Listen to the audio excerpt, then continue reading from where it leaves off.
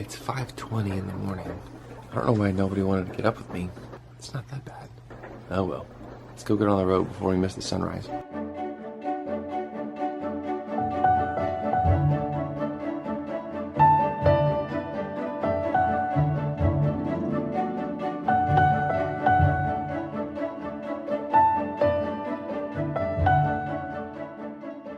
Well, we made it. It is still a little bit dark, but not bad.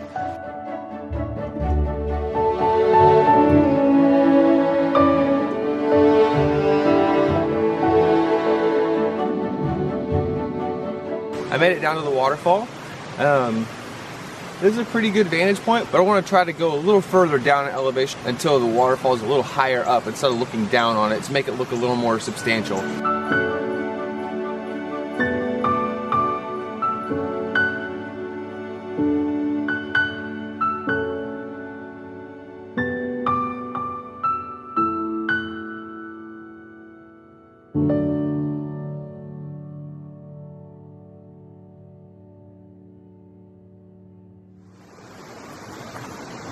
Hello again.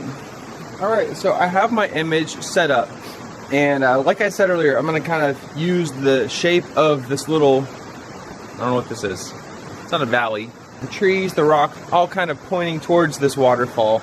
I'm using some of the rocks in the foreground as just some interest in the water instead of just getting the water. So we'll do a couple shots like that, see if I like them, and then kind of tweak some things to go from there. So I'm starting off at ISO 100, of course, because that's what you do. It's a little dark in here because the sun hasn't quite come out. And F11 right now, my camera's telling me I need 10-second exposure. Obviously that's going to make the water smooth. It's going to make this river smooth as well. So let's try that out. See what it does.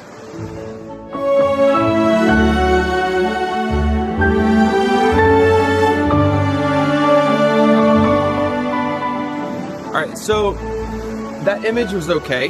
The top of the image has this a little bit of the sky in it, and it was pretty bright because the sun is getting closer to coming out and everything else down here is so dark. So we have a couple of options here. Since the trees kind of let the sky come in that way, a graduated filter might not work. It'd make all the trees too dark. So we could do what's called image stacking. That's what I did in the video a couple of weeks ago with that tree on the lake. So I took one image for the background, the lake, everything. It was a 10-stop filter. It was a fairly long exposure just to get everything how I wanted it in the background. And I took a few others that were shorter to get the tree a little brighter because by the time that I got to the tree, the sun had gone down and it wasn't as bright as I wanted it to be. So I took another image, f2.8 with my 14 to 24 millimeter. That got as much light in my camera as possible to get as much detail onto that tree as I could. And then in post, I simply just put that tree on top of the other image, and so that's why that image turned out the way it did. This one, we could do that again. We could take one image with a shorter exposure so the sky and the trees on the top aren't quite as bright and it matches everything in the foreground and mid-ground, I guess, for the waterfall. Another option is just to shoot HDR. You could do 3, 5, 7 different stops of exposure, and post-production you merge them all together, and then you can adjust everything after that to bring out the highlights, to turn down the highlights. So basically it's expanding the dynamic range of your camera to get all the detail out of the dark areas and the light without having the sky blown out or the shadow detail is completely gone. Why are you coming back to my door when there's no room for you? I know I buried you long ago.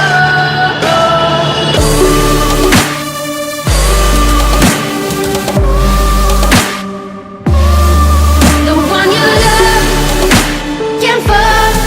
The one you wanted to see destroyed.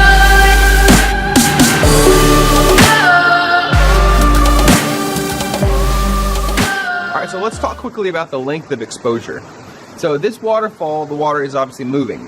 So the longer we leave our lens open on our camera, the more it's gonna blur the water. It's gonna make it all smooth and connected and wispy and magical and like a little fairyland. Obviously, the shorter our camera is open to get that image, it's gonna freeze the water instead. There's a few different ways we can do this. One is obviously getting a ND filter. You could get a 10 stop, 3 stop, 6 stop, 15 stop. You're gonna get that water looking like it's a, I don't know what, something smooth and wispy, I don't know.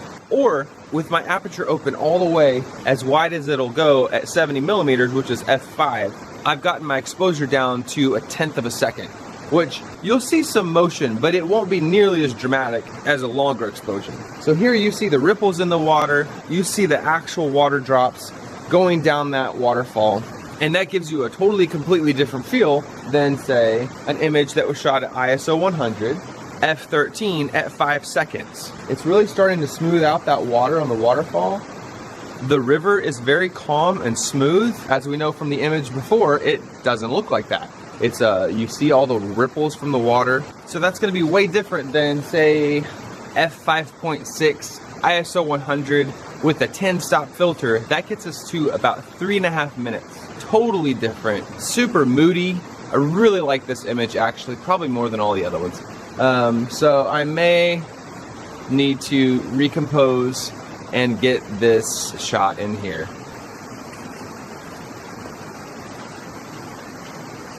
All right, all set. Let's get this shot.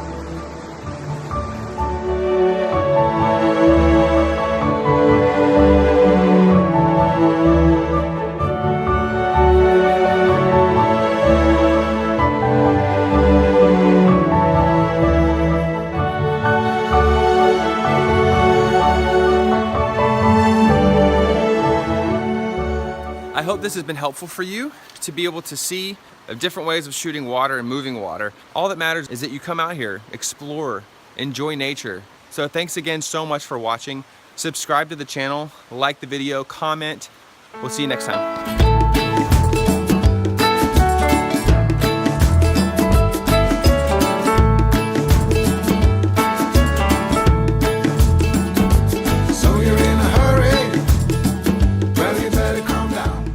Now, if only I could figure out a way how to get my truck turned around on this tiny dirt road. 'Cause if you're in a hurry, you're missing the point. Should enjoy